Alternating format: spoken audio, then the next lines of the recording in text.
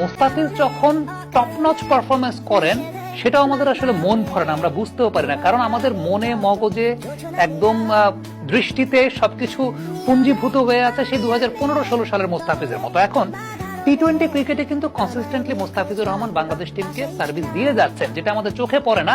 এটা চোখে তখনই পড়ে যখন মোস্তাফিজ টিমে না থাকেন। আপনি আরব আমিরাতের সঙ্গে সিরিজটা চিন্তা করেন, আরব আমিরাতের সঙ্গে সিরিজের প্রথম যে ম্যাচটা বাংলাদেশ জয়লাভ করলো ওই দিন কিন্তু মোস্তাফিজুর রহমান ছিলেন দলে এবং তিনি একটা টপ নচ স্পেল করে গেছেন। শারজার ওই ডিউ ফ্যাক্টরের কন্ডিশনে একমাত্র মোস্তাফিজই একমাত্র পেস বোলার যিনি ওই কন্ডিশনটাকে ভালো মতো ইউটিলাইজ করতে পেরেছেন। আমি মোস্তাফিজকে জিজ্ঞেস করছিলাম যে ডিউ ফ্যাক্টরে আসলে কিভাবে তিনি বোলিং করেন। মোস্তাফিজ আমাকে বললেন যে তিনি বল সিমে ধরেন না, ডিউ ফ্যাক্টর যখন কাজ করে তখন তিনি বল সিমে ধরেন না, সিমের বাইরে ধরেন। সো এই যে এক্সপেরিয়েন্সের জায়গাগুলো এগুলো কিন্তু আসলে আপনি টাকা দিয়ে কিনতে পারবেন না, এই এক্সপেরিয়েন্স গুলো অর্জন করে নিতে হয়েছে। এই যে দুইটা টি-20 ম্যাচ, যে দুইটা টি-20 ম্যাচ বাংলাদেশ জিতলো, মিড ওভার্সে মোস্তাফিজের বোলিং, ডেথ ওভার্সে মোস্তাফিজের বোলিং আপনি আনবিলিভেবল, এবং সাইলেন্টলি বাংলাদেশকে সার্ভিস দিয়ে গেছেন। প্রথম ম্যাচে কিন্তু মোস্তাফিজ ছিলেন না, বাংলাদেশ প্রথম টি-20 ম্যাচ হেরেছে, প্রথম ম্যাচে মোস্তাফিজ ছিলেন না, পরের দুই ম্যাচ মোস্তাফিজ ছিলেন। মোস্তাফিজের পারফরমেন্সটা আমরা দেখতে পেয়েছি, এবং উইকেট যেহেতু তিনি শেখ মেহেদীর মতো 4টা উইকেট পান নাই বা 5 উইকেট পান নাই, যে কারণে মোস্তাফিজের বোলিং আপনার আমার চোখে খুব বেশি পড়ে না।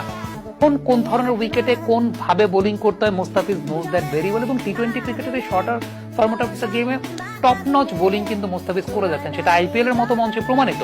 আইপিএল এর মতো মঞ্চে যেখানে ভালো বল করেও বোলাররা মার খায়, সেই জায়গাটা মোস্তাফিজ কিন্তু দুর্দান্ত বোলিং করে দিয়ে গেছেন। শ্রীলঙ্কার সঙ্গে প্রথম টি-20 ম্যাচে মোস্তাফিজ ছিলেন না, বোলিং এর ক্রাইসিসটা বোঝা গেছে। দুইটা ম্যাচে মোস্তাফিজ সাইলেন্টলি কিন্তু পারফর্ম করে দিয়ে গেছেন। বিষয়টা এরকম না যে মোস্তাফিজ আপনাকে 4-5টা উইকেট নিয়েছেন, কিন্তু ওই যে প্রেশারটাকে বজায় রেখেছেন, ব্যাটসম্যানকে আটকে রেখেছেন, ব্যাটসম্যানকে ডিস্টার্ব করেছেন, ব্যাটসম্যানকে কমফোর্ট জোন থেকে বাইরে রেখেছেন। এই জায়গাটাই অন্যান্য বোলারদেরকে উইকেট পারচেজ করতে সহযোগিতা করেছে, প্রেশারটা বজায় রাখতে সহযোগিতা করেছে। So Mustafizur Rahman he was at his best আমার কাছে মনে হয়েছে। এই দুইটা সিরিজে যে কটা ম্যাচ তিনি খেলেছেন সবকিছু মিলিয়ে, হ্যাঁ আমার কাছে ব্যক্তিগত একটা মন্তব্য মতামতের জায়গা যেটা মনে হয় সেটা হচ্ছে, যেহেতু এখন 34 ওভারের পর থেকে একটা পুরনো বল দিয়ে কন্টিনিউ করা যাবে, ডেথ ওভার্সে মোস্তাফিজুর রহমান সামনের দিনগুলোতে দাপটের সঙ্গে ক্রিকেট খেলবেন। এবং ওয়ানডে ফরম্যাটে যদি আমরা চিন্তা করি, মোস্তাফিজুর রহমানকে শুধুমাত্র ডেথ ওভার্সে বোলিং এর জন্য ওয়ানডে ফরম্যাটে আপনি টিমে রাখতে পারবেন, এবং সেটা রাখাটা জরুরি, কারণ ম্যাচের মোমেন্টাম চেঞ্জ করে ফেলতে পারে।